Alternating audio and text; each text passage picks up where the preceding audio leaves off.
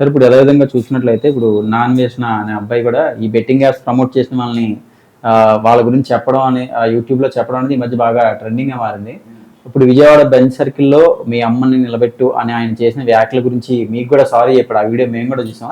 అసలు ఏం జరిగింది సార్ మీ ఇద్దరి మధ్యన కన్వర్జేషన్ ఏం జరిగింది? అతను అన్న మాటలకి ఏంటి అసలు మీనింగ్ ఏంటి? అంటే నాకు అతని మీద కోపం లేదండి. అంతకుముందు ఎప్పుడో 2-3 సార్లు నేను వేరే ఒక ఛానల్లో అది మనోడు ఏదో పెట్టాలి కడుక్కునేది అది పెడితే అన్న థ్యాంక్స్ అన్న ఆజాద్ అని పెట్టాడు. అప్పుడు 2-3 సార్లు ఏదో ఫోన్లో జస్ట్ కన్వర్సేషన్ చేసుకున్నాం. అది అయిపోయింది అప్పుడు ఏదో 1 year బ్యాక్. నా బిజీలో నేను ఉన్నా.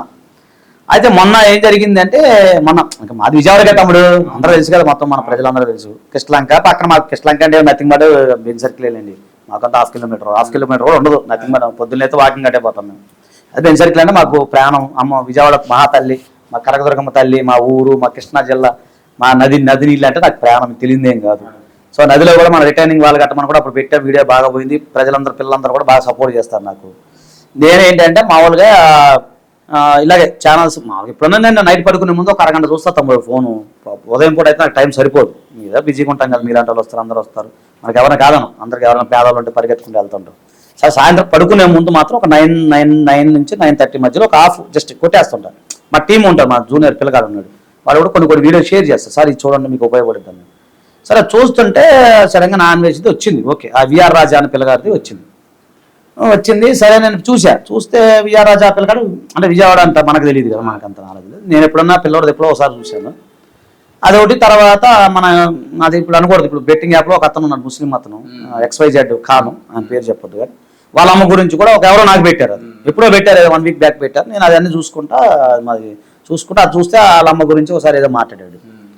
తప్పు కదా అది, మనం అలా అనకూడదు. తల్లి అయినా ఒకటే కదా. ఇప్పుడు వాళ్ళు ముస్లిం అయినా మనం హిందూస్ అయినా తల్లి అంటే మనం గౌరవించాలి, ప్రేమించాలి. ఒకటి. రెండోది చూస్తే విఆర్ అని అదేదో నోట్లో ఏదో పెట్టుకున్నాడు. సరే పెట్టుకున్నాడు, ఆయన ఇష్టం. బరి పేదాలు ఏదో అనుకోండి, మనకు అదే వ్యక్తిగత విషయం, మనకు సంబంధం లేదు. అన్న తర్వాత బెదవాడ బెంచ్ సర్కిల్ పంపించి మిమ్మల్ని అని ఇంకో అంటే పంపించు అంటే అక్కడ మీరు వేరే కోణం మీరు ఆ మీనింగ్ అర్థం చేసుకోవాలి. నేను చెప్పకుండా నోటం అది మీరు నాకు ఏంటి ఇలా మాట్లాడుతుంది పిల్లోడు, నా కొడక దొంగ, నా కొడక గేదో అంటున్నాడు, కొరక గిడక అని. అదే ఇదేంట్రా వీళ్ళకైనా గొడవలు పడ్డాయా లేదా అని నేను ఎంక్వైరీ చేస్తాను. నా స్థాయి ఎంక్వైరీ చేస్తే లేదన్నా పాప ఆ పిల్లోడు ఎక్కడ ఉంటాడు, ఈయన ఎక్కడ ఉంటాడు, ఇద్దరు ఏదో పోటీల మీద ఇతను ఏదో అతని గురించి నీకు దమ్ముంటే మీరే చేయమని చెప్పాడంట, అంత తప్ప వేరే దుర్భాషలాడే కార్యక్రమాలు ఏం లేవు అంటే. వేరే మన సోషల్ మీడియా ఇన్ఫ్లుయెన్స్ మన తమ్ముళ్ళు మీలాగా చక్కగా మన పిల్లలు నేనంటే ఇష్టపడే వాళ్ళు ఉన్నారు, కొంత XYZ ఉన్నారు. ఆ పిల్లలు మనం బాగా లైక్ చేస్తారు. ఫస్ట్ కానీ వాళ్ళు సపోర్ట్ చేస్తాం, టిక్-టాక్ నుంచే సపోర్ట్ చేస్తాం. ఆ పిల్లలు ఉంటారు కదా, వాళ్ళు ఫోన్ చేసి 2-3కి ఏం తమ్ముళ్ళు ఏం రచనడా మరి ఏంటి పరిస్థితి అంటే, లేదన్నా అసలు ఆయనకు గొడవలు ఏం లేవు, మరి అన్వేషణ అన్నాడు బెంచ్ సర్కిల్ అంటే నాకు కోపం వచ్చింది. ఎందుకంటే మా అమ్మగారు ఇప్పుడు నిజంగా మా అమ్మ ఫోన్ చేస్తారు, స్పీకర్ ఫోన్ అని చెప్తానండి. అమ్మ ఎట్లా పోతాను అంటే అదే సాయంత్రం పోయి వస్తారా కుట్టుకాడికి అంటారా, షాప్ కాడికో కూరగాయలకు పోయి రావాలంటే అదే పోవాలి, మా ఇల్లు అక్కడే దగ్గరే మాకు. పోతే ఇటు బందర్ రోడ్ అని పోవాలి, అటు బెంచ్ సర్కిల్ అని పోవాలి. అందరం అక్కడే పోయేవాలి, సెంటర్ కాబట్టి. మా మేనలు ఉన్నాడు, అరే బట్టలు తెచ్చుకున్నారా పండగ వస్తుంది, బట్టలు తెచ్చుకుంటా బాబా బెంచ్ సర్కిల్ కాడికి పోవాలంటే బట్టలు ఉంటాయి, లేదు బీసీ రోడ్ పోవాలి. మాకు అది ఉండే కదా మాకు. ఇదేంటి అంటే వాడు ఏమనుకున్నాడంటే ఒక బెంచ్ సర్కిల్ అంటే ఒక రెడ్ లైట్, ఆరు మైండ్లో నేను అనుకున్నాను బొంబాయిలో రెడ్ లైట్ అట్లా అనుకున్నాడేమో అని నాకు అనిపించింది. అర్థమైంది కదా, మేమైనా బెంచ్ సర్కిల్ దగ్గర పంపించు అంటే ఏంటి అర్థం, అలా అనుకుని నాకు కోపం వచ్చింది. ఇప్పుడు వాడి మీనింగ్ అదే కదా, మిమ్మల్ని పంపించు ఆడంటే తప్పు కదా. అది పంపించు ఏంటి నాకు అర్థం. మా అమ్మ కూడా ఇప్పుడు వెళ్తుంది, మా అమ్మ వెళ్తాడు, రేపు రోజు వెళ్తుంది ఆమె. రేపు ఉగాది మరి తెచ్చుకోరుగా, మనకి సామాన్లు తెచ్చుకుని అడిగే పోతుంది సెంటర్ అది మాకు రోజు. ఇప్పుడు అంటే ఓకే, ఇప్పుడు అంటే కొద్దిగా అంత అన్ని చోట్ల సెంటర్లు అని మరి చిన్నప్పుడు అయ్యే కదా, బీసీ రోడ్డు లేదా బందర్ రోడ్డు పోయేవాళ్ళం. మా బతికే విజయవాడలంతా పిల్లలందరూ ఎక్కువ మా జీవితం నడిపించింది బందర్ రోడ్లోనే, మా లైఫ్లన్నీ. సరే అది ఓకే. అయితే నేను ఆలోచించి ఇదేంద్రా నీ ఉద్దేశం ఏంది, సరే ఓకే. అది ఆ ఖాన్ గారిది కూడా చూస్తే అక్కడ ఇది వాళ్ళమ్మ అట్లా చేసేది అని చెప్పి, అడాల్టర్ చేసేది అని చెప్పి అదొకటి పెట్టాడు. అరే ఓకే, నువ్వు బెట్టింగ్ యాప్ మీద నువ్వు పోరాడావు, yes I salute to, I respect you, అది వదిలేద్దాం, పక్కన పెడదాం. అది కాకుండా నువ్వు తల్లిని అనాల్సిన అవసరం ఏంది.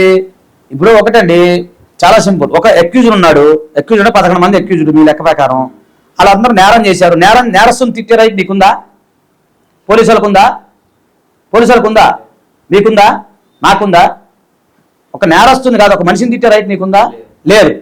సరే అతను ఏదో తప్పు చేశాడు, అతను ఏదో సరే మీరు అన్నట్టు బెట్టింగ్ యాప్ల మీద లక్షలు ఆడు సంపాదించుకున్న ఆ పిల్లడు సంపాదించుకున్న వదిలేసి వాళ్ళ అమ్మని ఎందుకు అనాలి నువ్వు. సరే అన్నావు, కొంతమంది ఏమన్నారంటే సార్ బెట్టింగ్లు యాప్లు నష్టపోయినప్పుడు వాళ్ళ అమ్మని అంటే ఇప్పుడు దానికి నేను నష్టపోయాను, నేను బాకీ ఉంటే వాళ్ళ అమ్మని తల్లిని తిడతారు కదా, ఆ ఉద్దేశంతో వాళ్ళ తల్లిని తిట్టడం జరిగింది అంటాడు. నీకు ఎవరు చెప్పారు ఆ మాట? నీకు ఒక తల్లిని తిట్టే రైట్, వాడు తిడితే వాడు మీ తల్లిని తిడితే నువ్వు వీళ్ళ తల్లిని తిట్టడం రైట్ ఉంటుంది పోనీ? అట్లా ఉంటుంది అట్లా ప్రపంచంలో? ఏ అశోక్, నా అమ్మని ఎవరైనా తిట్టారనుకో నేను మిమ్మల్ని తిడతానా? అట్లా ఉంటుంది ఎక్కడన్నా ప్రపంచంలో ఉందా? ఆమె తల్లి ఏమో తల్లేగా. నేను అదే పెట్టినా, ఎక్కువగా మాట్లాడితే నువ్వు మాట వెనక్కి తీసుకో. అది విఆర్ రాజా తల్లి అయినా ఒకటే, నా తల్లి అయినా ఒకటే, మీ తల్లి అయినా ఒకటే, నా తల్లి, అందరు తల్లులే. ఎందుకంటే బిడ్డను కనేటప్పుడు అమ్మో ఎంత దేవతల వాళ్ళు. సో నేను అదే అన్నా, బాబు తల్లిల విషయంలో అనొద్దు, తల్లిదండ్రుల విషయంలో అనొద్దు. ఎందుకంటే ఒక తల్లి ఒక బిడ్డని గొప్పడు కావాలని కోరుకుంటుంది. వాడు దొంగడైతే ఆమె ఏం చేస్తుంది? ఆమెకే సంబంధం. అవునా కదా బ్రదర్? ఆమెకే సంబంధం. ఇప్పుడు నిర్భయ ఘటన ఉంది, వాళ్ళ తల్లిదండ్రులు ఉన్నారు, వాళ్ళ తల్లి ఏమనుకుంటుంది, నా కొడుకు గొప్పడు అవుతాడు, వాటి జాతర తెలియదు కదా, ఊరు తీశారు. ఇప్పుడు దిశ ఘటన ఉంది, వాళ్ళ తల్లి ఎంత మొత్తుకుందా ఆమె? వాళ్ళు చేసిందని కలకన్నదా? తల్లి తల్లే. సో అయిపోయింది, అయిపోయింది. నేను చెప్పిన అట్లయితే బాగుంది, నిన్ను ఐక్యరాజ్య సమితిలో ఫిర్యాదు చేస్తాను. ఎందుకంటే తల్లుల మీద ఎప్పుడు మాట్లాడకూడదు. క్లియర్ ఉంది, సీనియర్ సిటిజన్ యాక్ట్ ప్రకారం మీరు ఇట్లో కూడా చూసుకోండి, వైలేషన్ ఆఫ్ హ్యూమన్ రైట్స్ చేయకూడదు. ఒకటే గుర్తుపెట్టుకో అశోక్, ఈ సందర్భంగా అందరూ తెలియజేస్తున్నా, 60 సంవత్సరాలు దాటిన వాళ్ళని మీరు అనకూడదు. ఎందుకంటే వాళ్ళ సీనియర్ సిటిజన్ యాక్ట్ కొత్త చట్టం ఒకటి వచ్చింది, చాలా మంది తెలియదు. పోక్స్ యాక్ట్ గురించి చెప్తున్నారు ఇప్పుడు చాలా మంది, కానీ సీనియర్ సిటిజన్ యాక్ట్ కూడా చాలా డేంజర్. పొరపాటున ఎవరైనా ఆర్టీఓ కంప్లైంట్ చేస్తే నువ్వు ఎక్కడ ఉన్నా కూడా నేను సీజ్ చేస్తాను ఈ పాస్పోర్ట్.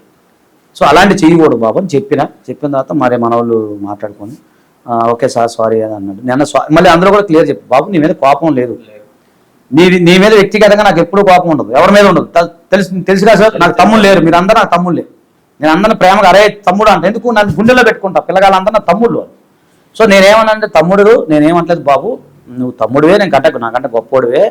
కాకపోతే ఒకటి నువ్వు ఒక వ్యక్తిని విమర్శించు, అశోక్ ఉన్నాడు తప్పు చేస్తున్నావు బాబు, తప్పు చేస్తున్నావు, నువ్వు సీరియడ్ తాగవద్దు అని చెప్పాలి. కానీ అరే నీ అమ్మ నువ్వు అది అంటే తప్పు కదా, అది ఇంకా తప్పు కదా అశోక్. ఓపెన్ చెప్పండి మీరు, నన్ను తప్పు నన్ను తిట్టండి అన్న, నువ్వు తప్పు చేస్తున్నావు. నేనంటే నువ్వు చెప్పే విధంలో మార్పు రావాలి.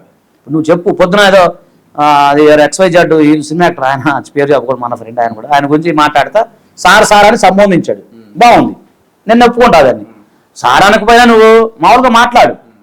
ఇప్పుడు అశోక్ ఉన్నాడు, ఏమయ్యా అశోక్ ఏందా అంటే తప్పు లేదు. కానీ ఇప్పుడు అరే అశోక్ అంటే నా తమ్ముడుగా చిన్నడా, నాన్న అరే తమ్ముడు బాగున్నావా అలాంటి అతాటి ఇంద్రా నువ్వు జైరా అంటే ఎవరు ఈ రోజుల్లో సార్ ఎవరు పడేవాళ్ళు ఎవరు లేరు, సొంత కొడుకులో వరట్లేదు అరే అంటే.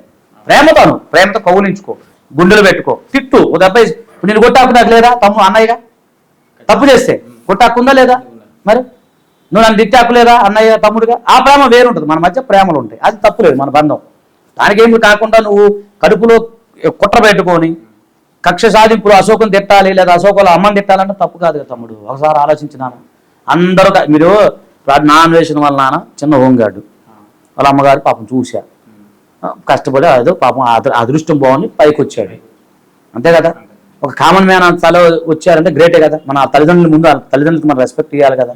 ఇప్పుడు విఆర్ రాజు గారి తల్లిదండ్రులు వాళ్ళంతా కామన్ మ్యానే, మన తల్లిదండ్రులు అంతా కష్టపడి మన రూపాయి పోగు చేసి చదివించడం, మన అదృష్టం బాగుండి మనకు కలిసి వచ్చింది. ఇప్పుడు అశోక్ తమ్ముడు ఎంత బాగున్నా అంటే ఎంత కష్టపడి ఉంటాడు, మీ పేరెంట్స్ యొక్క కృషి ఎంత ఉంటుంది.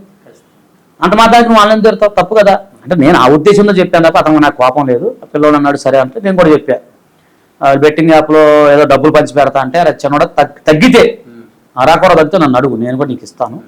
అవసరమైతే వస్తు రూపాన్ని ఇస్తాను, క్యాష్ రూపాన్ని కానీ వస్తు రూపాన్ని ఇస్తాను, ఏదైనా ఉంటే నాకు కూడా ఫోన్ చేయని చెప్పా.